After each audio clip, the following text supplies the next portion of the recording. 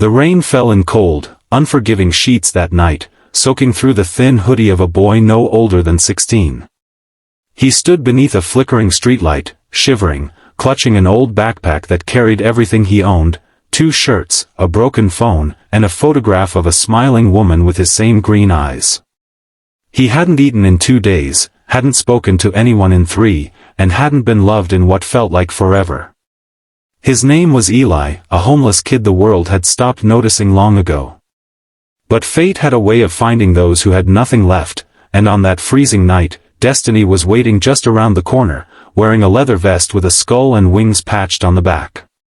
Backhand index pointing right. If you believe kindness and second chances can still change the world, please like, comment, share, and subscribe to Kindness Tales. Let's keep these true stories of humanity alive. Eli's life had been a long stretch of pain and silence. His father had disappeared when he was 9, his mother had passed when he was 14, and the system had failed him after that. He had been in and out of shelters, foster homes, and streets ever since. He slept behind diners, scavenged in dumpsters, and tried to stay invisible. But no matter how invisible you try to be, life has a way of dragging you into moments that test who you truly are. That night, Eli had been wandering through the alley behind a rundown bar. He was cold, hungry, and desperate enough to check if the dumpsters had any leftovers. That's when he saw it, 3 men beating someone on the ground. At first, he thought it was just another drunken brawl. But then he saw the blood, the heavy boots, and the man's vest that said, Hell's Angels, San Diego chapter. The man on the ground was big, strong, but outnumbered, bleeding from his nose and lip, trying to shield himself as the attackers kicked him again and again. Eli froze. He could have walked away. Nobody would have blamed him.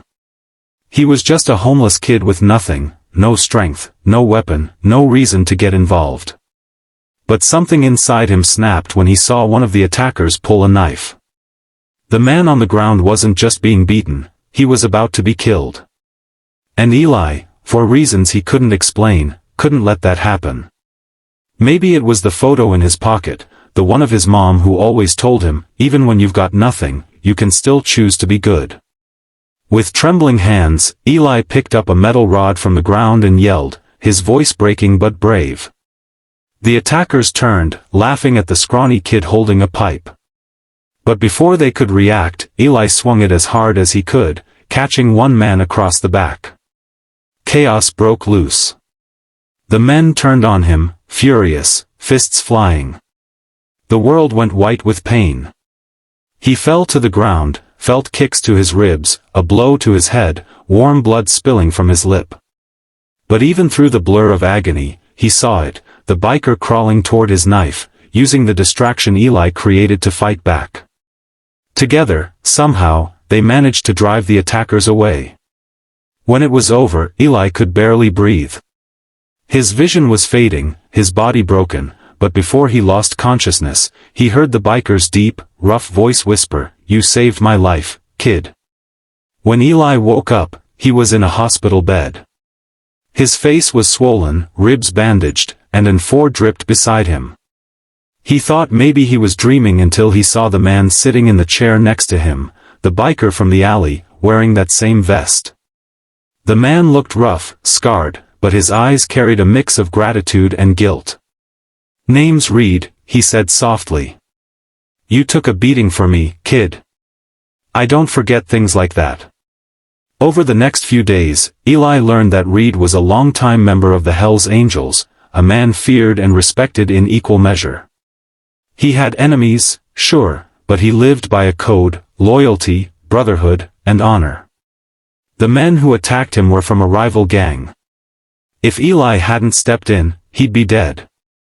Reed tried to find out who Eli was, where his family was, but there was no one. Just a forgotten boy with no home and no hope. When Eli was discharged from the hospital, he expected to go back to the streets. But as he stepped outside, he froze. Parked across the lot were dozens of motorcycles, lined up like thunderclouds. The roar of engines filled the air. One by one, the bikers removed their helmets. Rough faces. Tattoos. Beards. Leather jackets. Hell's Angels, every one of them. And standing at the front was Reed, holding out a black leather jacket, smaller than the others, but real. "You stood for one of us when you didn't have to," he said. "Now we stand for you." Eli couldn't speak. His eyes filled with tears as Reed helped him put on the jacket.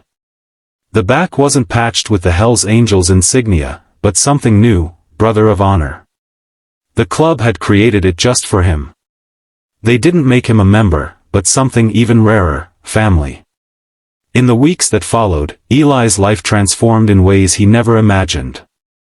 The bikers pooled money to get him an apartment. One of them taught him mechanics. Another taught him to ride. They made sure he had food, clothes, and school options if he wanted.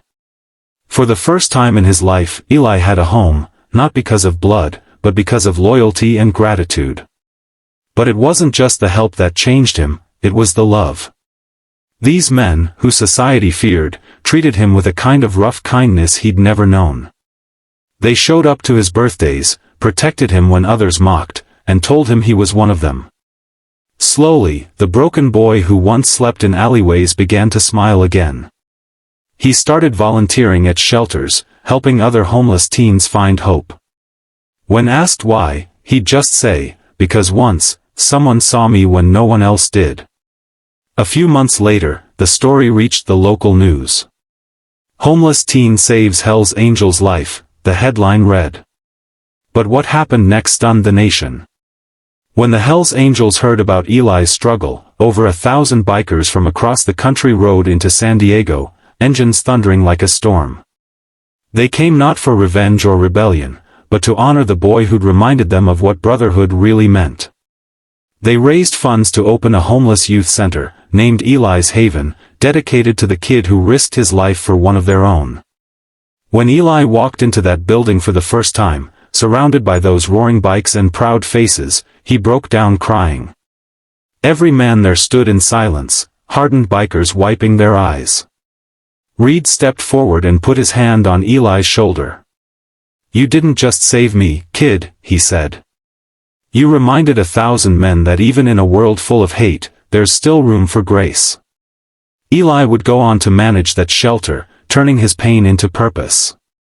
He never forgot the streets or the cold nights, but now, when he saw another kid alone and hungry, he saw himself, and did what someone once did for him. He stepped forward. He cared. Years later, when asked what he remembered most about that night, Eli smiled softly and said, "I was just trying to do what my mom taught me, be good, even when the world isn't."